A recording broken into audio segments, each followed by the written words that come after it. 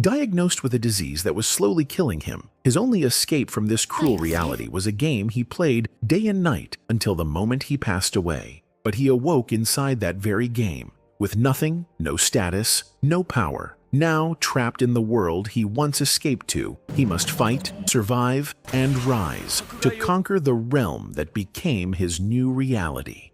This story revolves around Takuto, who loves to play an empire management strategy-based game called Eternal Nations. Even though he is bedridden in a hospital, he spends his days playing Eternal Nations and literally dies while doing so. However, it isn't the end for him, as seconds later, he finds himself in a forest sitting on a throne in an ancient ruin, and the first thing he notices is how fresh the air is. A woman approaches him, asking if he's finally awake, and as she reveals her face, he instantly recognizes her as Atu, an elven race game character from Eternal Nations. Atu refers to Takuto as His Majesty, and all of this leaves Takuto wondering what in the F is going on. Since Takuto is a veteran anime watcher, he realizes that he somehow must have gotten transported into the world of Eternal Nation. But what should he do now? Normally, the only being Atu calls her king is the Lord of Mynoghra, the nation that Takuto was ruling back when he was playing the game. Atu speaks again, this time referring to Takuto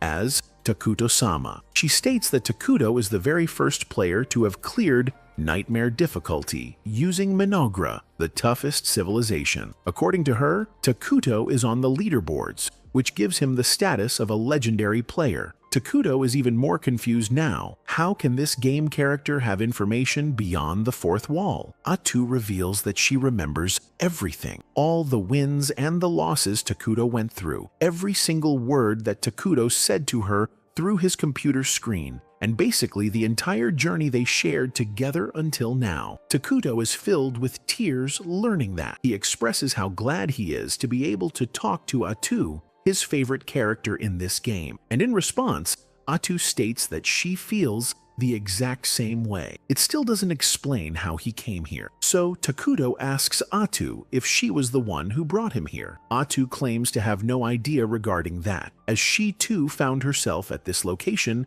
a few minutes ago. She's sure about one thing though, and that is they are in a world that gives the vibes of Eternal Nations. Regardless of where they are, Atu is happy to have met her true king finally, and holding his hands, she encourages him to start over their journey from square one with her. She expresses her desire to build another empire with Takuto, where only the two of them will live. And Takuto, who has no other purpose in life, agrees to share her goal. As Takuto extends his hand for a handshake, Atu acts like her true NPC form, introducing herself as Sludge Atu, an illegitimate child of the ruined world, and she vows that from this moment onwards, her mind, soul, and body belong to Takuto. Atu is meant to be an evil character, but this is really cliché and leaves both Takuto and Atu embarrassed. But Takuto joins in on the roleplay, declaring that together with his right hand, Atu, he will establish an empire that will be known as the most evil empire, Mynoghra. Takuto asks Atu if she remembers what the empire of Mynoghra must do first, and she quite proudly replies that they must shut themselves away like pure shut-ins to avoid being detected by any outsiders. In order to do so, Takuto summons an emergency production scout, a long-legged bug. Since Mynoghra is a civilization that governs over evil and ruin, all of the creatures look disgusting, which includes this scout. In any case, Takuto commands the scout to check the surroundings, and Atu specifically mentions that it mustn't disappoint the king. The scout follows orders immediately and leaves for his mission. Takuto reveals that he is able to see what the scout is seeing, and this makes both Takuto and Atu realize that in this world, things are just like how it was in the game. Takuto takes a moment to explain how he summoned the scout. His overall magic power currently is at 200, and to summon the scout, 100 MP was used. He wonders what he should do with the remaining magic power. He can set up a base using 20 megapixels, but at the same time wonders if he should summon a warrior for defensive measures. Unfortunately, that costs way more than Takuto's current overall magic power. In the game, Atu is a hero unit, which makes her strong in combat, but her power level is only at 3 because they've just started playing the game. Anyway, they move on, and thanks to the scout's reconnaissance, Takuto gets a good idea of his surroundings, which is mostly endless trees. This makes the place perfect for Mynoghra's base, but Atu finds it strange that there is no wildlife nor food anywhere nearby. Since it's too risky for them to move, Takuto decides to make the scout check the area in an even bigger radius. Atu becomes sad that she isn't being of any use to her king, but Takuto tells her that just having her by his side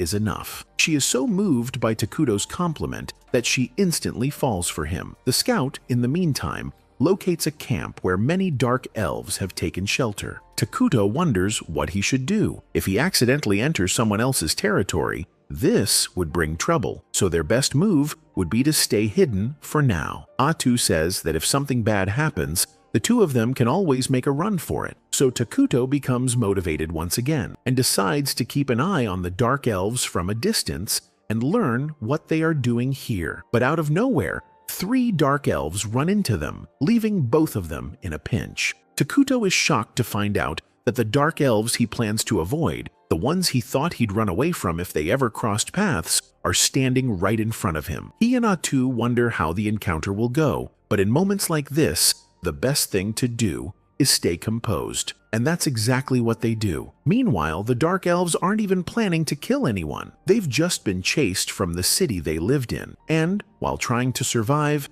they've led all their people deep into the forest for safety. After a long journey, they manage to find a place to rest in the cursed land. But they have no food, which means all their children will die. The captain of the Dark Elves, Captain Guy, wanders the accursed forest with his soldiers. They're worried that this journey will end up being pointless because the land is cursed and there's no way to find food there. Some of them complain that they should have just given up the ghost and died in the city, because they'll end up dead here anyway. They grumble about the rumors they've heard, that the forest was cursed by a man and no life or love can survive in it. Guy cautions his people, if they lose hope now, there's no chance for the children waiting for them. He reminds them that the kids believe in them, and they can't retreat or return empty-handed. Still, as he keeps walking, he considers their words. Deep down, he knows they're right. The chances of survival here are close to 0, but even if the others are scared and want to give up, he's their captain. He has to lead them to victory. As he walks further, he senses Takuto and Atu's energies and immediately panics. He worries they'll attack them on sight, and he'll lose his team. Whatever he does next will decide the future of his race, so he has to be diplomatic. When he arrives, he sees Takuto, who looks like a black spirit, and Atu, who looks normal. Guy drops to his knees immediately, and his people follow. He admits they've trespassed and shouldn't have come there. Atu demands to know why he came when he knew this place was off limits. Guy explains everything, how their city banished them, how they had to flee without preparation, the long journey, the starving children waiting in the forest. He's anxious, especially because Atu keeps giving him a cold look. He thinks they're going to kill him, but then Takuto asks if he's hungry. Guy doesn't answer at first, but Atu urges him to respond to her master. So, he says yes. Instantly, Takuto releases several apples for him. It's Guy's first time seeing an apple. He doesn't even know it's food. Takuto tells him it's juicy inside, and he'll enjoy it. Guy hesitates, wondering if it's safe, but when he turns, he sees his soldiers already eating. Atu tells him to eat too, but he's still unsure. Takuto releases pears for him as well. Now, Guy starts doubting Takuto's intentions. The Dark Elves have never been a loved race. They always face hostility, so seeing someone help them freely feels wrong. He tells Takuto he'd rather take the food back to his children in the forest. Before he can even finish, Takuto releases even more fruits for him. He's shocked and grateful. Meanwhile, the children in the forest are on the brink of death, silently hoping help will come. They catch a familiar scent, and they're right. Guy and his team are back. Not just back, but back with all the food and hope they need. Guy tells them to prepare for a feast, and everyone digs in. The starving kids eat and recover. One of the elves asks Guy where he got the food, but Guy doesn't bother with details. He just says fate smiled on them, but in his mind, he keeps replaying the fearful figure he met earlier. After they eat, everyone sleeps well while Guy stands by the fire, keeping watch and thinking about everything. One of the elders, Elder Moltar, snaps him out of his thoughts. Moltar thanks him for his efforts, but says the fruit tastes unlike anything he's ever had. He's lived 200 years and never tasted something like it. Guy agrees. When he ate it, it tasted different too. Moltar asks where he got it, and Guy explains they met a legend in the forest. He reveals they'd wandered into the accursed forest and encountered a legend there. Moltar wonders if it's the King of Ruins. According to ancient tales, a king of ruins would appear when the world is overcrowded, destroy everything, and plunge it back into darkness. But no one knows if it's true because no one's seen it for themselves. Moltar asks if Takuto called himself the King of Ruin, but Guy says Takuto never even introduced himself. He only spoke through a maid. Moltar insists the King of Ruins would never give something for free. What did Guy offer in return? Guy says it was Takuto's pure benevolence. Moltar doesn't buy it. He says no dark being gives things freely. Guy calls Takuto the Great One and insists he only helped. Moltar argues that title doesn't fit someone like the King of Ruin, but Guy stands firm. He helped them, so he deserves it. Guy wonders if it would have been better for them all to die instead of accepting help. Moltar concedes he's right. He says when it's time to repay the debt, he'll handle negotiations with Takuto, so no one should worry. Guy looks at his people and wonders when they'll finally be able to sleep peacefully. Maybe someday they will. Meanwhile, Atu is furious at Takuto for wasting mana on feeding strangers. She makes him kneel, and he tries to explain he just felt pity for them. She's shocked, reminding him they don't even know how peaceful or brutal Mynoghra will be, or how much they'll need to fight. It was a waste of mana. Then she checks herself. She shouldn't talk to her king that way, but he reminds her he can't live there without her. They're a team. He realizes that when the Dark Elves were around, he couldn't relate to them. Maybe he's shy? Atu didn't even notice. She thought he was just role-playing like a true king, speaking only through his maid. They bicker playfully until his pet returns with a report from its survey. What exactly is his mission in this game land? Will they survive?